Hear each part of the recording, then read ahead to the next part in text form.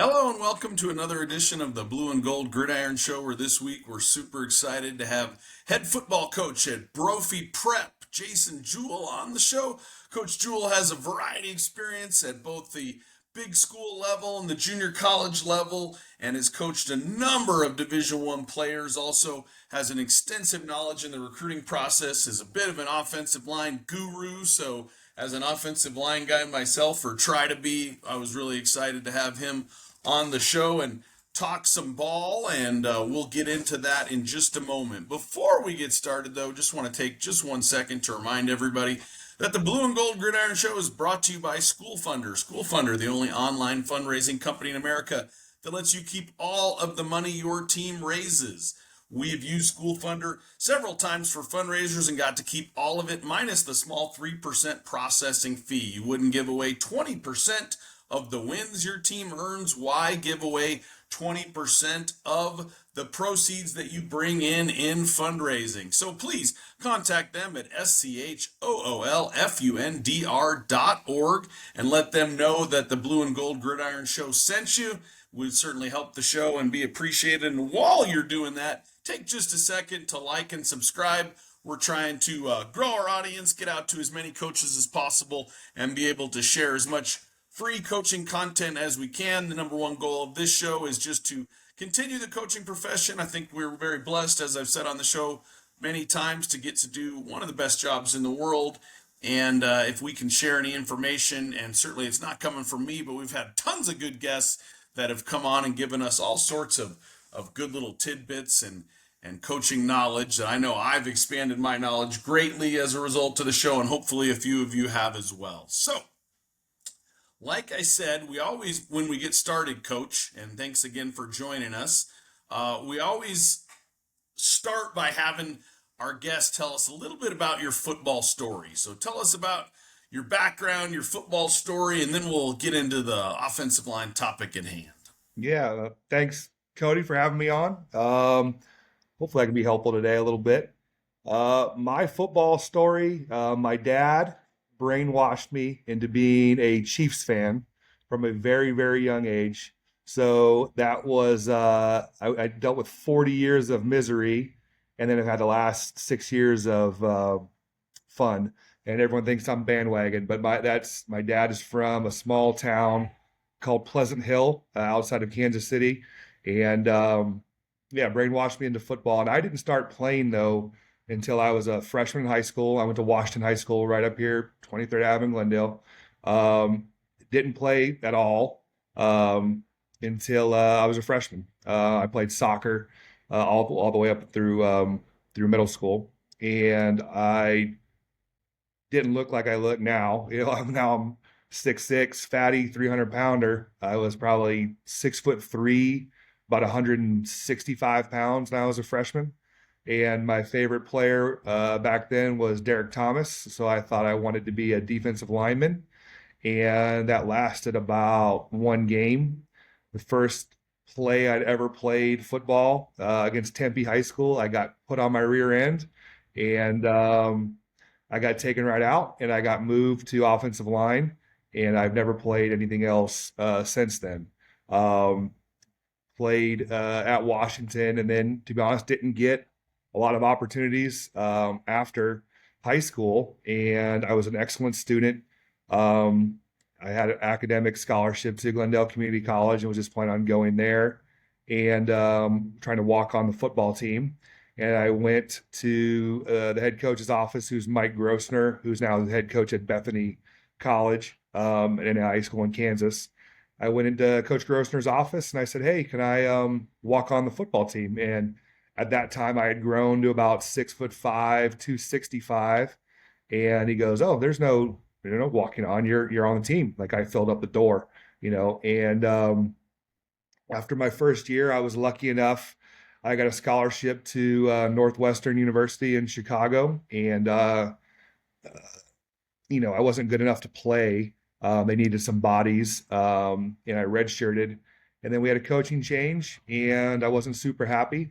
And I came back to Glendale and played one more season before I finished at New Mexico State.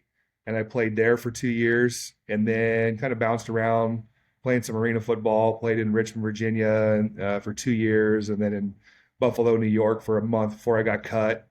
And Rattlers brought me in for a tryout for 2 days, and I wasn't good enough, so I didn't make that team, and I just decided to start coaching.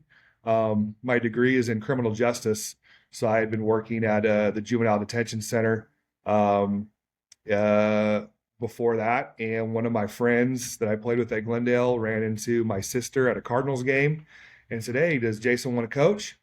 And so I started volunteering coaching at Agua Fria High School. I did that for 5 years. Coached JV football for 5 years for Kelly Epley. And then I was fortunate enough to I landed on back at Glendale. I got hired despite no varsity experience. I became the O-line coach at Glendale Community College, and I ended up coaching the O-line there and was our recruiting coordinator for 11 years. And then when all the junior colleges shut down, I know you had Coach Kirstein on, maybe a couple months ago. But when all the junior colleges shut down, I needed a job. Um, I had left that juvenile detention job and I was working full time at Glendale as the equipment manager and O-line coach. And um, ended up getting this job at Brophy really through relationships, knowing some of the right people that got me in front of the right people here at Brophy. Because I had never coordinated, I had never been a head coach, and quite frankly, when I was working in that juvenile jail, that was the only teaching experience that I had. I was a PE teacher in there for 2 years, but got this job, so I'm going into year 7, and it's been interesting. We're finally on track, though. We got some dudes. We've gone 10-3 the last 2 years. Each of the last 2 years, I made the semifinals and lost by a point, and those haunt me. But Cody, I know you've been, some of those tough ones. You know the feeling. But I think we got it rolling. And so, and I've dabbled. I'm an O-line guy, so I still will. I don't call myself the O-line coach. Mark Martinez is our O-line coach, and he's does a great job. But when I go down and you know how it is, sometimes you have 20 O linemen or so between JV and varsity. There's a lot, so I'll go down there with Mark for Indy. And there's been years though before I hired him away from Saguaro, where I have been the O line coach as well. So yeah, just do that. And yeah, that's my basically my football background going into year 7, and just got off the field about 30 minutes ago. Just had practice, so now we're rolling.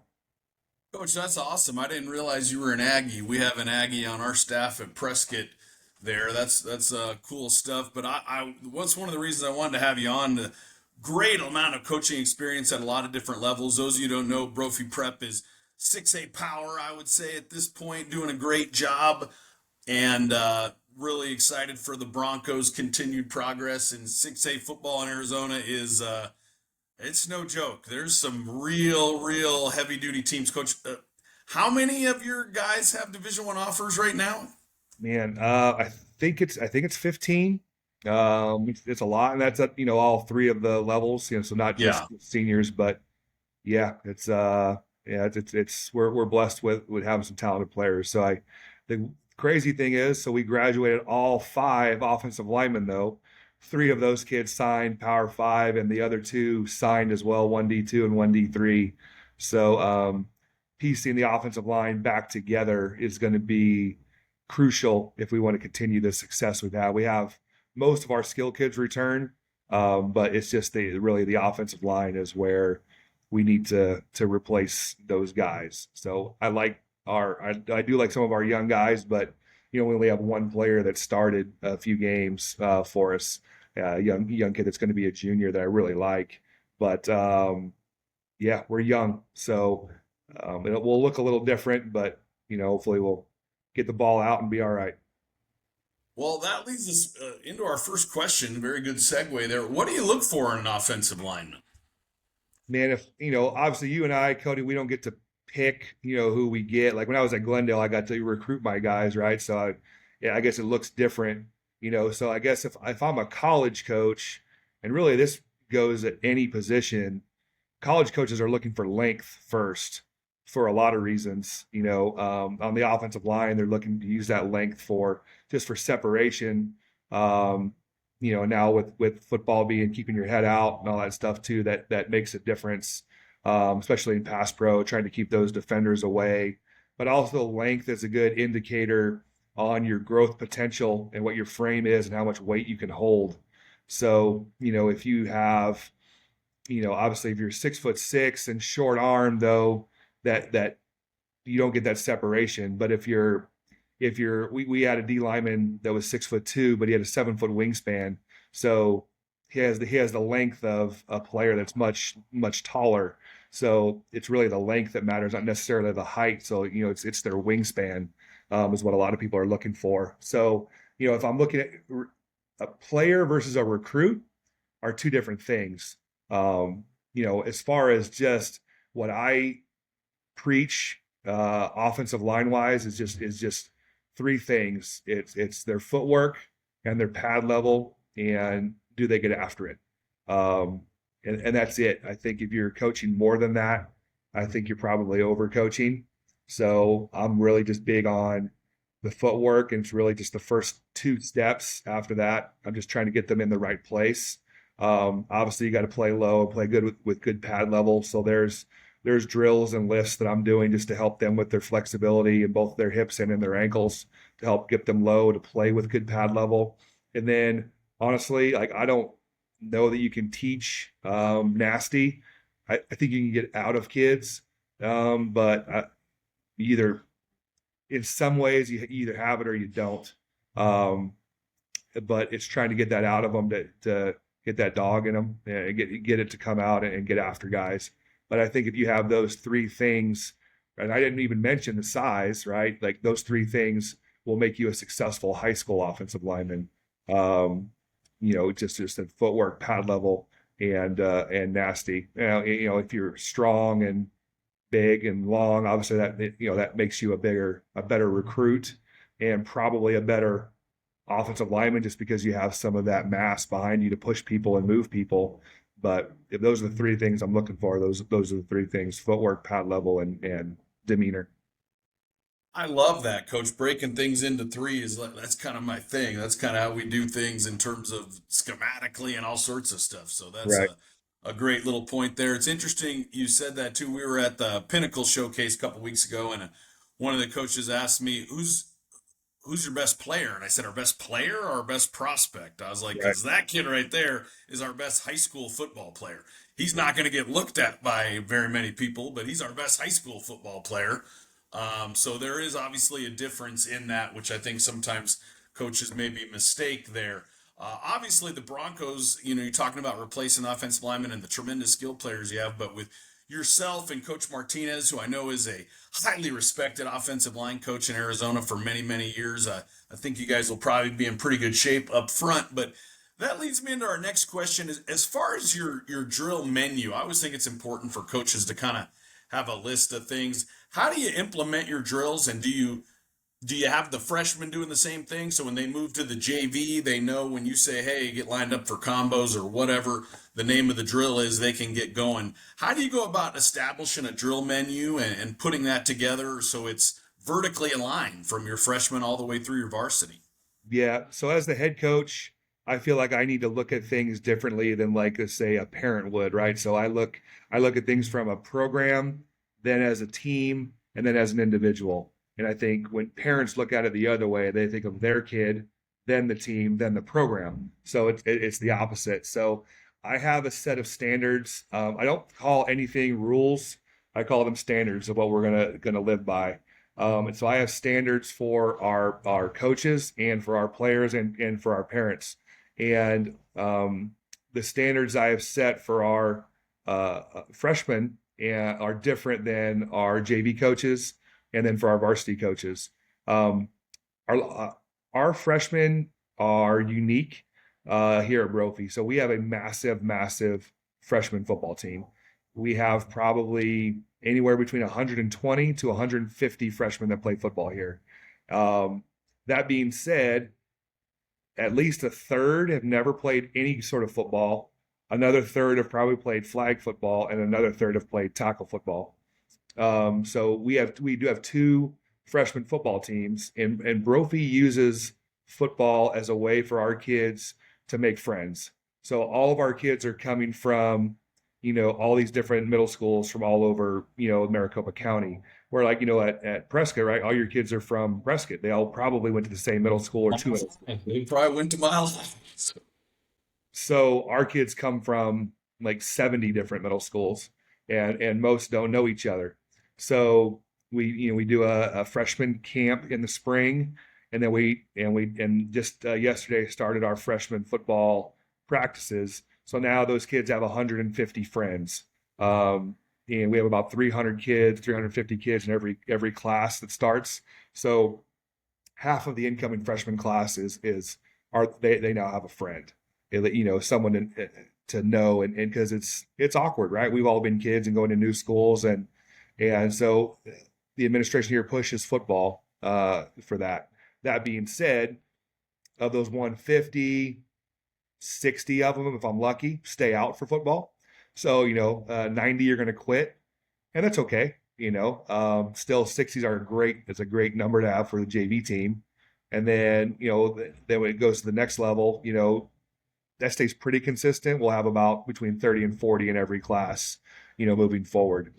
But going back to those 150 kids, so 2/3 have not played tackle football. So there, I have three freshman O-line coaches, two of which have been varsity coaches before. I'm blessed. I have seven full-time coaches on our campus that coach freshman football. That most have been varsity football coaches. So I think our kids are getting coached up very well. And those guys, it's just different. You know how it is. Like you can't start teaching calculus, right, if you haven't learned algebra 1 yet. So these kids, we're putting them through the very basics: how to get in a stance, how to get in a left-hand stance. Like most kids that are right-hand dominant will just put their right hand down. How to play in both. How to pass, block, because that's not a natural movement. Just learning how to do those things. What is a one technique? What is a shade? But what is an even front? The basics of what is what freshman football is what they're taught. More than anything, I want the freshman kids to have fun and learn. Do I want them to be competitive and good? Yes. But and they've been good since I've been here. I think we went 8-1 last year, or 7-1-1, or and same the year before. Like we've only lost like maybe 4 games in 4 years. So they've been good, and they get coached up. So I feel good about what those guys are doing, but I want our kids to be, like I said, have fun. And if if they don't go 9-0 and they go 8-1, like at the end of the day, it's freshman football, right? So, I mean, am I going to be mad at that? No. Will I be upset if they have talent to be an 8-1 team and they go 4-5? Yeah, then I'm going to be upset. I want things to look a certain way. Do we have a bunch of pre-snap penalties? Do we have, delay of games, false starts, offsides? Those are the things I want. I want discipline taught to those boys early on, so that when we move them up, then hopefully they have created some good habits. So the freshmen here, the everyone has their problems, right, Cody, at every different school, right? So we do have great numbers, but that also means we have to have space. So Brophy being in Central Phoenix, we don't have space. We have a turf field and a grass field, and we have two freshman football teams, a JV team, and a varsity. So we have 4 teams, so we all can't practice at the same time. So the freshmen practice after school, and then the JV and the varsity practice together before school. And I want to say that we do indie a lot together because I want those kids to hear the same terminology and verbiage coming from all of the coaches and the drills that we go through. But now once we've gotten into JV kids, now what you mentioned about the drill stuff, honestly, Coach Martinez, he'll do some things differently than I've done, and that's okay. He's been very successful. But the drills and the technique are pretty similar. We're going to just go basics. all our EDDs, like, I mean, is our inside zone steps, our outside zone steps. We've developed, we do the gallop step, down block in down scheme stuff. That's something newer to me that maybe in the last 5 years I've started teaching, maybe a little bit longer than that. But we go through all of that stuff, and then that's how we start practice. And then later on we'll have an indie pass period, and honestly it's just taking it's getting their sets to be right. It might be just sets on air, or whatever it might be. It's just really, it's their first two steps, trying to get them in the right position first, because if you're in the wrong position you're going to lose. So you need to get them in the right spot first before anything. So it's just really about winning with your feet. So just very, very basic board drills that probably everybody in America does. It's not, we haven't reinvented the wheel. Basic board drills, and then in the run game, and then in the pass game, it's just a lot of pass sets. We feel that in pass protection, our goal is to keep our outside foot in the defender's crotch, only taking up half a man, their inside half.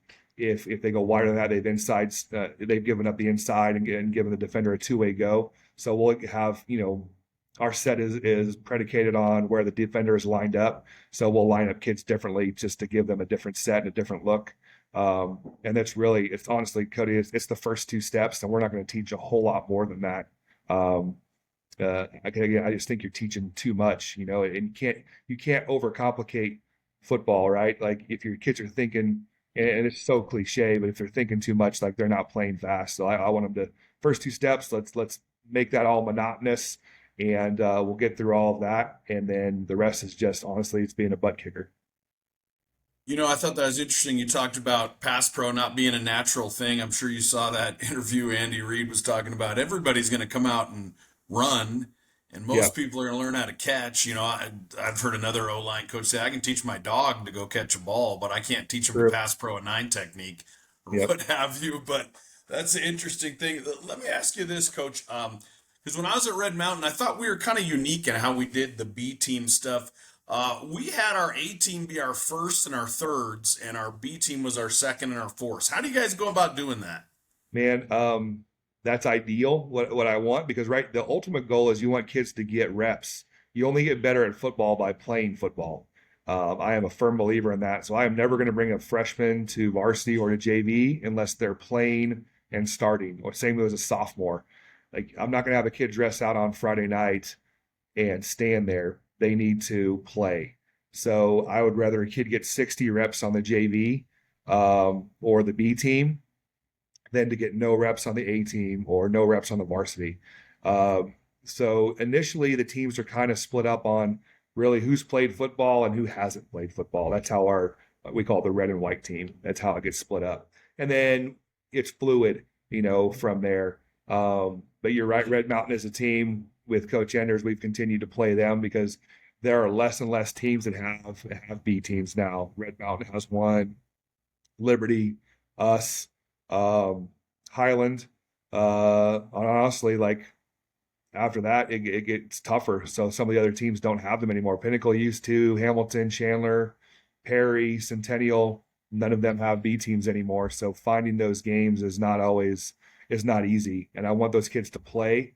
So I try to get them 6 or 7 games every year, and it's a chore. It's not easy to do. Desert Vista used to have one and no longer does. I've gone into our B team might play a lower classification team. They're playing the new Goodyear team this year, and play their A's. We played Valley Christian's A's last year, and they got their butts kicked. We did 36-0, but still, you got to go out there and get those reps.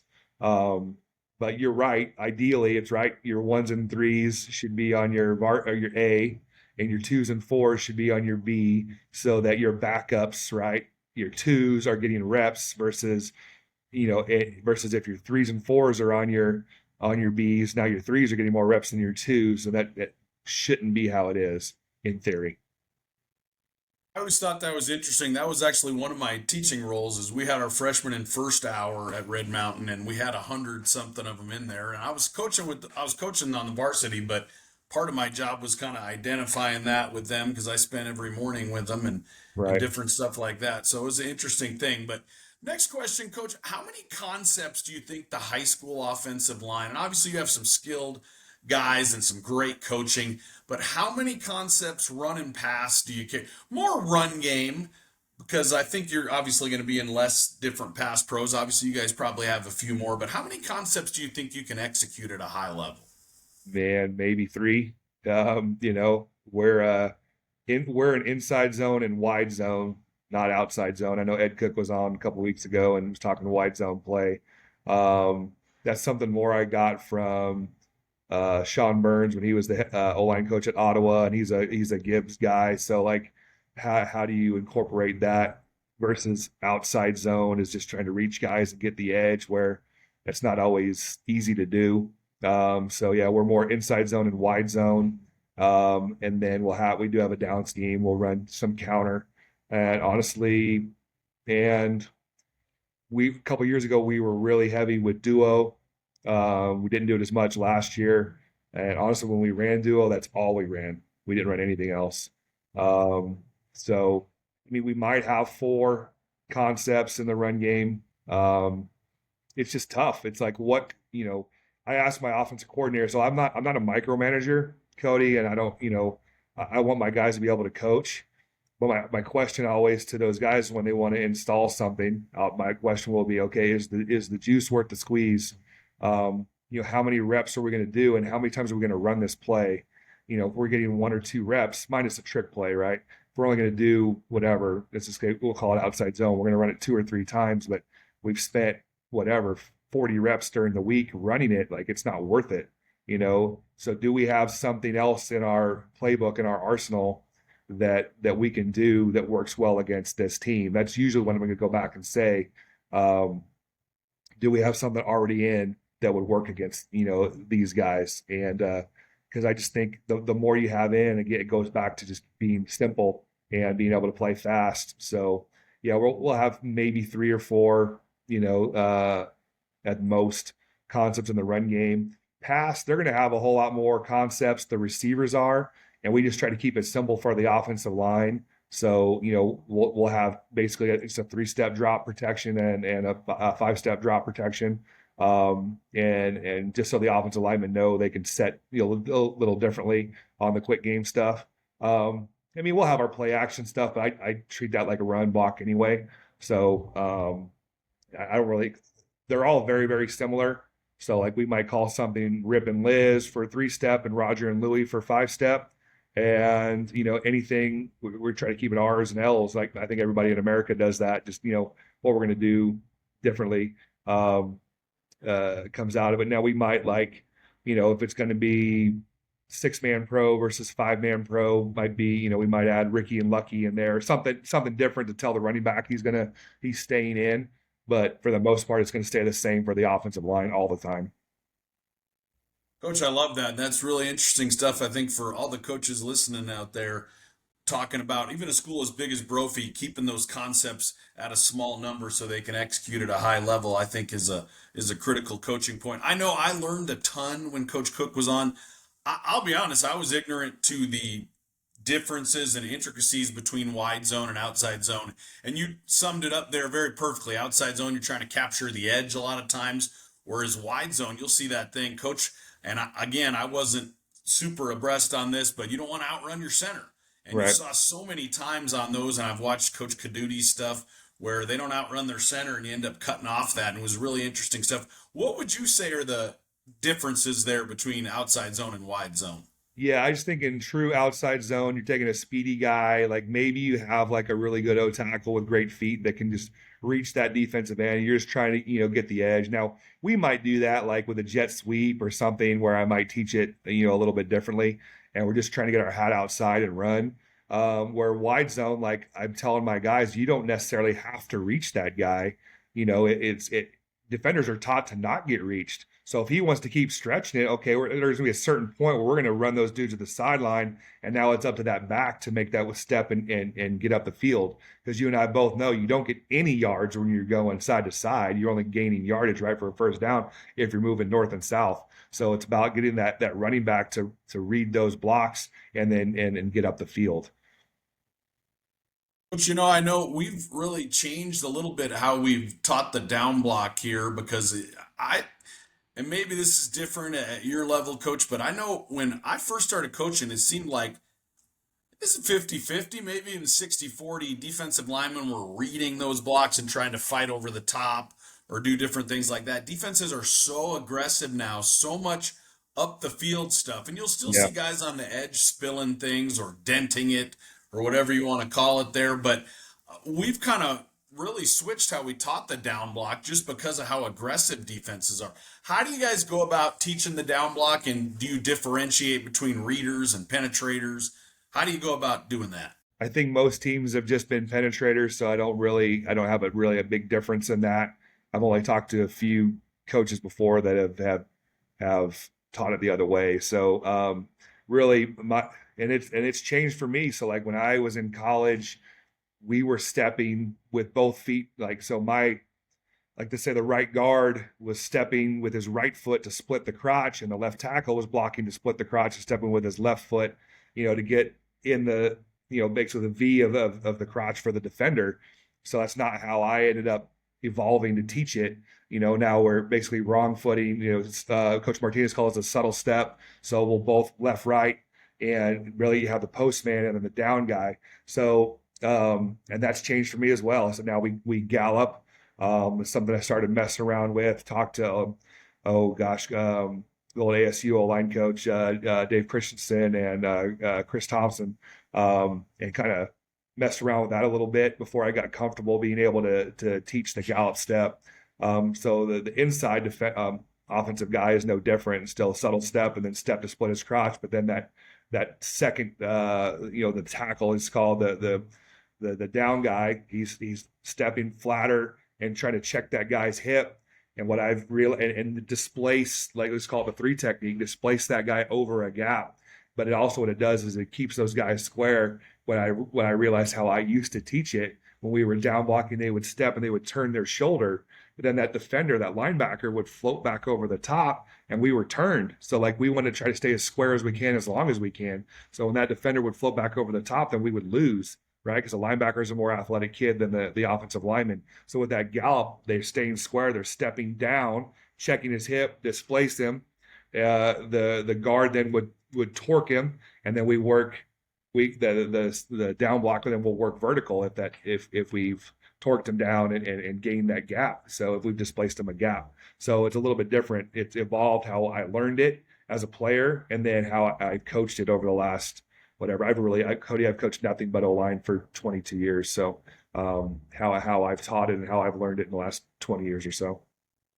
Coach, I've really kind of struggled. I've looked at a lot of different ways guys do the gallop. It's a three-step progression. Is it Yeah. this, that, or the other? And I don't know if I'm not teaching it as well, but we've kind of gone away from that in terms of how, when we do turn our shoulders a little bit. Yeah. But walk me through your gap scheme combos, because you're talking about using the gallop technique. But Yeah. walk me through, if you're coaching a guy up to gallop, exactly what you're telling him. Let's just say for right now, you got an even front, you got a guard and tackle, and they're Yeah. combo and a three there. Walk me through the Yeah. footwork for the tackle. So we'll just say the right guard has a three technique to his side, right? So we're gonna run counter to the right. So the right guard, I'll have him. So we go subtle step with his left foot, really small, maybe a 3-inch step, and the second step, and he works half the defender with his right arm, right? And he wants to keep the left arm free in case a backer shoots that backside gap or whatever it might be. So it's subtle step, right foot, another 3-inch step right into the breastplate on half the defender, right? So then the right tackle, then it's almost like an old school post step or power step, like in pass blocking. So they'll step down and flat, and they're going to aim to try to get like their shoulder on the defender's hip. And if you get that low, like it will physically move that kid. And so we're going to basically 2 power steps and hit that kid's hip to try to displace him over a gap. If the defender works away, now the right tackle would just climb vertical, right? Because if you keep going this way, right, the backer will float over the top. So if we've displaced him, and then we'll climb forward. Okay. We got a big old hoss and he's tough to move, we probably won't come off that double team at all. We're just going to stay on it. And I'm always going to tell our guys we need to block the defensive line first, because if not, if you leave a defensive lineman, you're going to get a TFL. Versus if we don't block the linebacker, we're going to get a 1 or a 2 yard gain. So I'm going to tell them that 2nd and 8 is a whole lot better than 2nd and 11. So if we can, our goal is if we can push that D lineman into the linebacker, that's the best thing we could do. Coach, I always find that interesting. I remember Coach Kirsting telling our linemen, linebackers are like buses. If you miss one, there's another one coming. So trying to stay on that first level is a critical coaching point there. So you talked about your wide zone stuff. Walk me through your footwork, how you're teaching that on wide zone, maybe their rules on the wide zone. I'll ask you about combos on the wide zone, but you do that in a second. But just your base footwork if you're a covered guy on the wide zone. Yeah. So all of our kids need to know, like, we need to take the word double team out of our terminology because it's not really a double team, right? We're combo blocking, and it might be 2-on-2 and it might be 3-on-3, depending on the look we're going to get, right? So let's just say we're running no tight ends and we're running whatever, we're running weak. So we have a 5 technique and a 1 technique to the way we're going to run, and we have a backer split back behind them, right? So we'll call our combination between our right tackle and our right guard, all right? And their footwork is going to be a little different because you're the covered versus the uncovered guy. So I tell your goal as an offensive lineman is we want to get our outside foot into his outside armpit. And then the second one, we want to get down in through his crotch. So your steps are going to be different based off of which guy you are the uncovered or the covered guy. So the right tackle's first step is going to be different than the right guards. So the right tackle's is going to be right through his right armpit. So, and that's also based off of where the defender is lined up. If he's in a tight shade, he's in a 5. Well, we're going to step more 45, right, with that to get to his outside armpit, and the second step's going to get through his crotch. But if that defender's in a wide 9 for whatever reason, right, then if you step 45, well, that guy's going to blow right past you. So at that point, you might need to lose ground to gain your leverage. All right. So you might step back to get and not underneath yourself, still gain some width and have some depth to get your outside foot into the outside armpit. And the second one goes through his crotch. So if you're the tackle and you're covered, is going to be way different than if you're uncovered. The uncovered guy then is going to look, all right, I'm going to tell him to step like you're trying to get to that guy, pretending the tackle is not there. So I got to say, okay, how would I step? So if you're the uncovered guy, now you got to lose ground to gain your leverage. All right. And you're going to read the DN's hip. If his hip goes away, then you're going to climb. All right. If his hip comes to you, we're going to stay on that combination block and try to push the D lineman into that backer, because if he's going inside, the backer's floating over the top most likely, right? So then we're going to push that. We can't let the penetrator leave again, because then you have a TFL, and that's obviously not what we want. So also in that look too, like, now your center's on the 1 technique. That might be we would call that a trio, where those 3 are going to take those 3, the 2 D lineman and the backer. So it might not be a 2-on-2 combo. It might be a 3-on-3 combination. So let me ask you, the center with that 1 technique, that can be a tough block for him. he What's might he not make thinking it. in terms of footwork? His footwork. So then if he's reaching or not necessarily reaching, right, but if he's going to go after, his footwork would look similar to the tackle. If he had a 5 technique, they would look very, very similar, and we might not get that guy reached, right? So or might not be able to stay square on him. That's where that thing might cut and bend back into that A gap back there. So that's why I don't like calling it outside zone, because I don't want our backs to think I have to get outside. They're going to press that B gap, and they might cut it all the way back. And 2022 or 1, I can't remember, we had a running back, David Lopez, that was really good at it, and we would run that, and sometimes he'd bend that all the way back to the backside A gap, and was really good at it. that's a really interesting point. Would you coach it different if you were calling it outside zone? Yeah, And maybe a little bit of how you coach the running back on that. Because I know Coach talked about not outrunning your center, and I've seen Coach Caduti mention that as well. But is there a difference how you teach your running back or absolutely. and your lineman if you were calling it outside zone and not wide Yep. zone? If it was outside zone, I would teach those offensive linemen. We would all step the same, and I call it step, cross, and run. So like we're just trying to reach those guys and get our hat outside. So if I'm trying to reach somebody that's to my right, I'm trying to get my left ear on his left ear, right, and just run past them, right. And if they beat you back inside, you won. Didn't really matter because you have some fast guy that's trying to get outside. Where now in wide zone, right? You can't think that way. If he beats you back inside, he might get a TFL, right? So you can't just it's not getting your hat outside or your body outside, or like old school guys might say, I'm just going to reach and wheel my butt around, right? Um, and that I would teach it much differently. I would just be trying to get the edge is what how I would teach all those guys. We have run that. That's how we run jet sweep. And I just tell those kids, step, cross, and run. And if they go back inside, who cares? That's the next guy's guy. We're just going to keep going. So if you're running outside zone and you're the ball carrier, you looking at that edge that, Yep. let's say it's a three-man surface. You're looking at the tight end's block, you either get outside or puncture it after that. And if you're wide zone, Coach Cook talked about the five-step progression, which I thought was really interesting. And I've since gone back and re-looked at Coach Caduti's stuff, and he really stresses that on wide zone.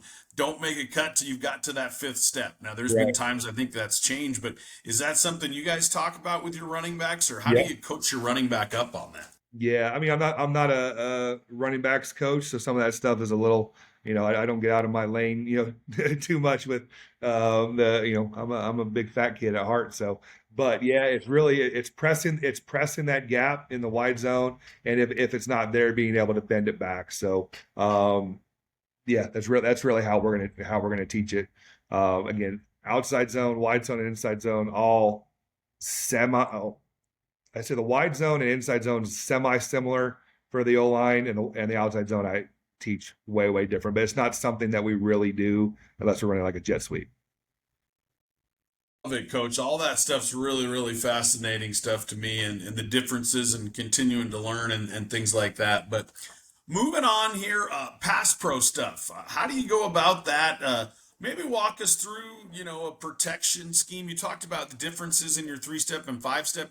Is that different schematically, or is it just different in terms of how the offensive lineman sets, or different things like that? Obviously, on a three-step, you can probably be a little bit more aggressive Yeah. because the ball's going to get out of there quickly. But maybe talk to us a little bit about your pass pro. Yeah, so we'll run just again it's 3-step and 5-step, trying to just the only reason we're going to call it something different is just so the offensive linemen know the ball is going to be gone quickly. So we're trying to get the defender's hands down. We don't want them, to bat a ball down. That's really the goal. I'm really just trying to win with our feet. So like I mentioned earlier, like our sets are going to be dictated by where the defender is lined up. So we want to get our outside foot in their crotch. Some people say hat inside, but like that doesn't work necessarily because you want to win where your feet are at. You can move your head. Just because your head's inside doesn't necessarily mean you won. So if your feet are in the wrong spot, so I'm going to tell them to win with their feet. So no matter what their set is or where the defender is, that's our goal. So I teach basically there's roughly four different ways, four different sets that the kid's probably going to use. Really, so if you have a tight shade, right? Really, like your outside foot is already in their crotch. So we're just going to pick it up and put it down right, left, real fast, and strike, right? And then if the wider they are, I tell those kids the more vertical you have to set. And because surprisingly, I'm teaching math here, so like I tell them, so if you're the offensive lineman here and the defender his width, right, is here, and he's lined up on the outside. Well, here's the hypotenuse in the triangle, right? So we're trying to lengthen the hypotenuse in the triangle. The more vertical, if we set this way, we've shortened the hypotenuse. But if I set vertical, I've lengthened the hypotenuse. right? So now that's more space that defender has to cover before he's going to make contact with you. So while you're not going to set exactly vertical, it's probably more like this, but the wider they are, the more vertical we're going to set. And I'm going to use, I don't like long steps. I don't think at any position you're going to take long. A lot of times kids, like when they're really wide, they'll want to kick really, really deep. But a lot of times those defenders, what they're doing is they're setting you up. They're trying to get you to kick real deep, and they're going to bend back inside and beat you. So if we can take a bunch of small sets all the way to get to him, that's how I'm going to teach it.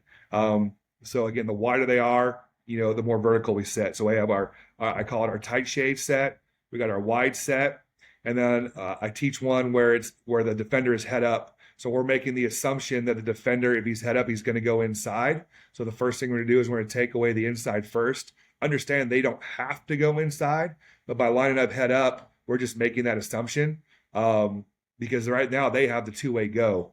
So we're going to I call it left right pitter patter if I'm playing like right guard. I tell them pick your left foot up and put it back down on the ground, and your right foot back down on the ground, and then you can mirror them based off of where they end up going. But if you set with on a head up guy, if you set with your outside foot and they go back inside, you've lost right away. So we're going to take the inside away right away by stepping inside, and then when you have an inside guy, which is difficult in a one-on-one situation, we got to step. A lot of people old school taught pound the post, and it doesn't work though. So like when a defender, you have a three or a one technique, and I'm the right guard, I'm trying to set inside. If you worked vertical, or then the defender's already moved, right? So then you miss. So you really need to open your hip and almost like a kick step the opposite way to be able to block him. Now in reality, football is not really played in a lot of one-on-one situations. So how we would probably pass block that is my center wouldn't be moving, right? So he'd be like say we're calling something left, and the right guard slides to take the one technique, but the center's not going to move, and then we just sandwich that kid while he's spying the Mike backer. Interesting stuff, Coach. There, you talked about winning with your feet. Walk me through how you teach the punch, though, when you do get there to that point, and when are you teaching them to do that and different things like that? Obviously, it depends on the technique of the defensive lineman, but talk to me a little bit about your punch. Yeah, that's all. Your strike is going to be different based off of your length, right? So a 6 foot kid strike is going to be timed differently than a 5'6" O lineman, because we've all played with some of those short guys too, right? So it's all going to be different. Really, with them is I want to make sure that their elbows are inside, and the way that I tell those kids to keep their elbows inside is if you rotate your thumbs externally, then what it does is that forces your elbows to be back in. All right. It just forces it naturally. But if you rotate your elbows internally, look what it does to your elbows. Right. And so there's nothing, it's not a strong strike. We're going to strike strong from here. Right. Versus you can't be all the way like this. It's not a strike either. So it's more like this. But the more you rotate your thumbs, forces your elbows to get back inside, where you're going to engage your lats and some of that with your strike.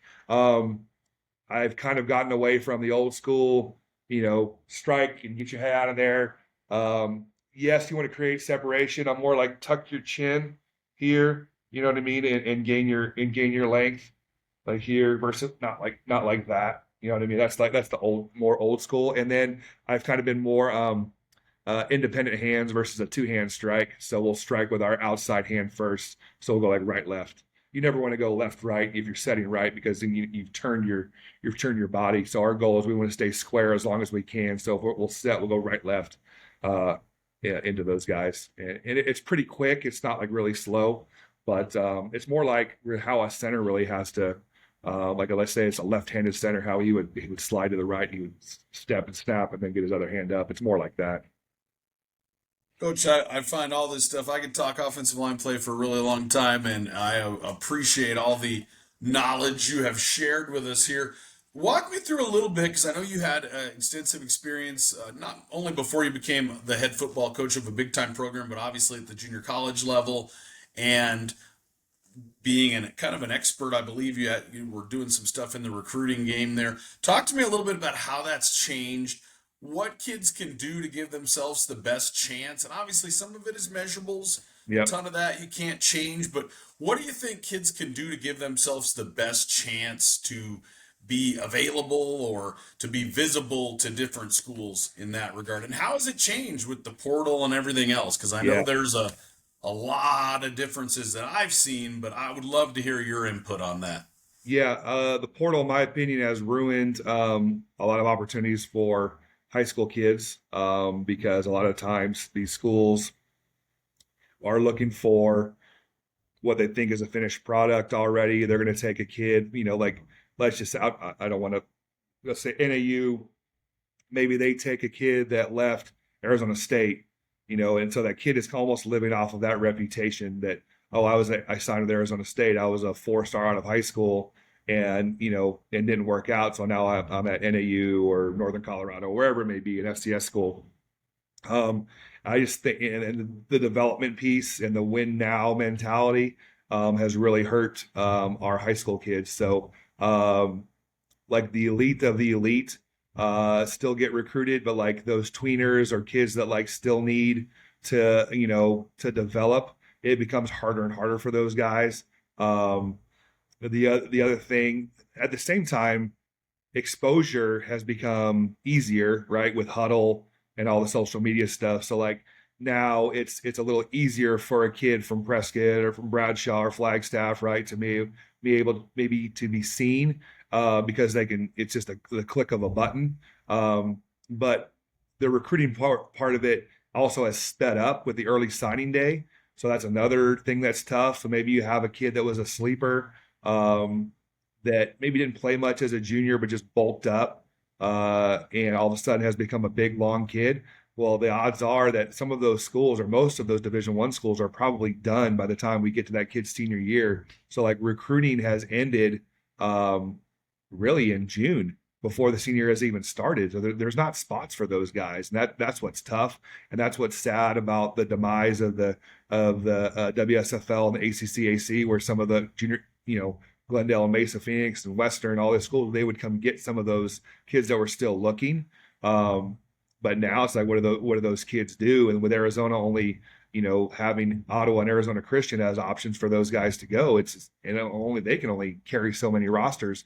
When the WSFL folded, I mean, you're talking there's 110 kids on every roster times 7 teams. So there were 770 kids that lost opportunities to play football. So that was tough.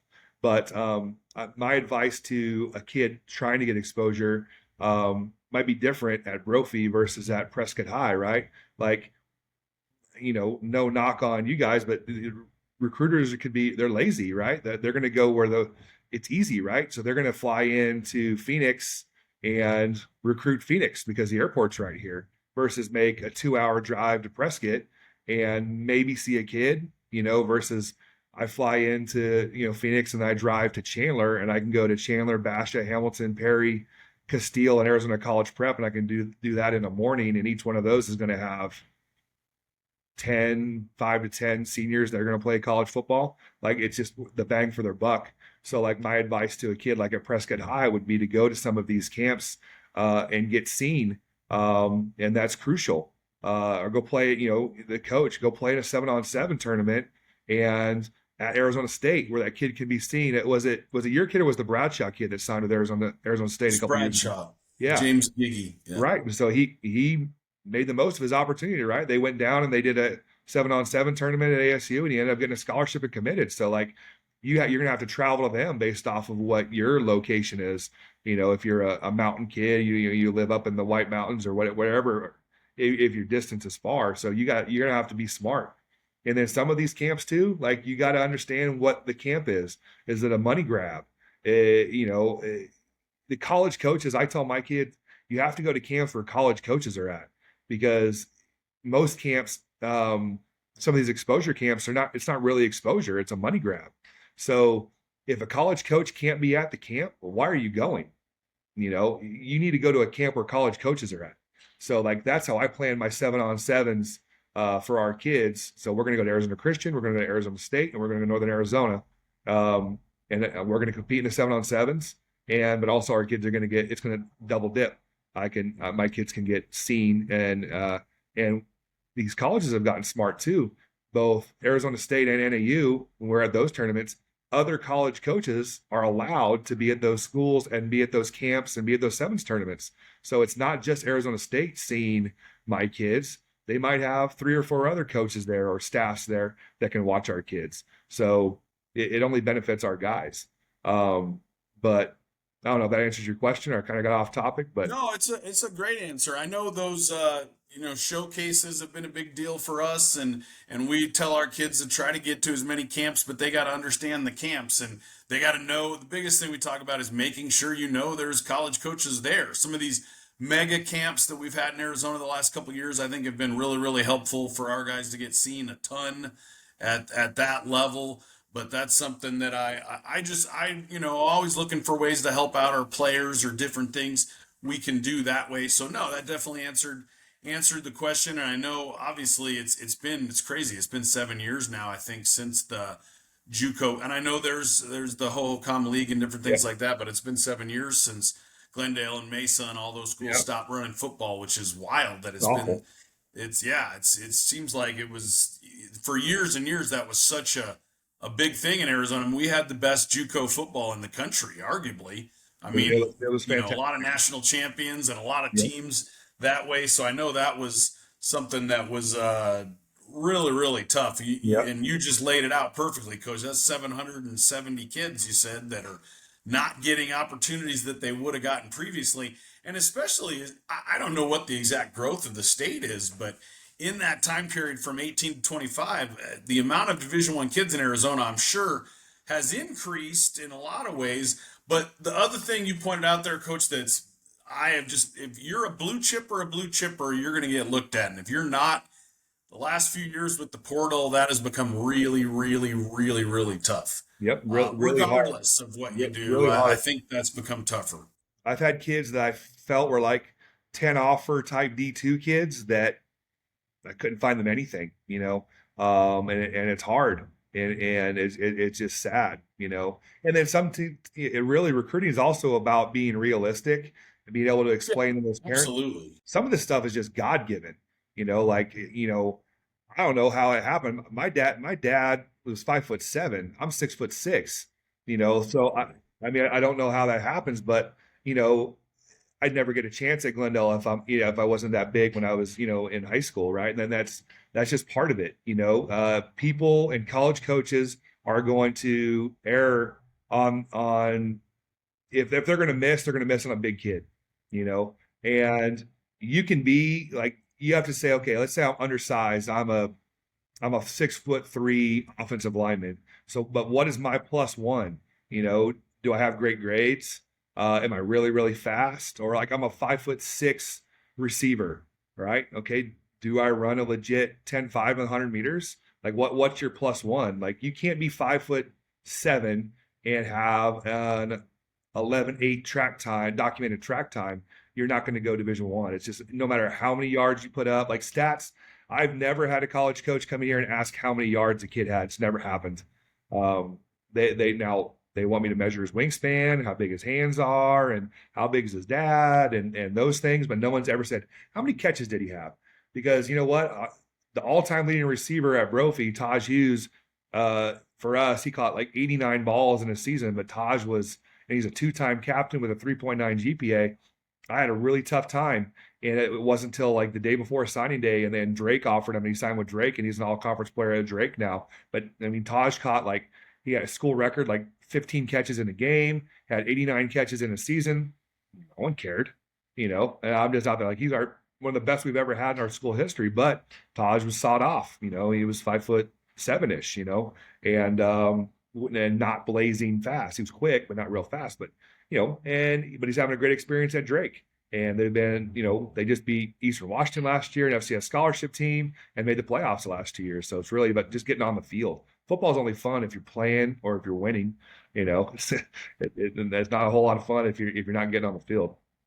Or if you're getting your butt kicked, that's not as much fun either. But Coach, like I said, I really, really appreciate you taking the time. I know you're super busy and sharing with us some knowledge on the offensive line game. And I wish the Broncos all the luck in the world this season. And like I said, thank you so much. And we'll see y'all next time for another edition of the Blue and Gold Gridiron Show. So thanks a lot. Thanks, Cody.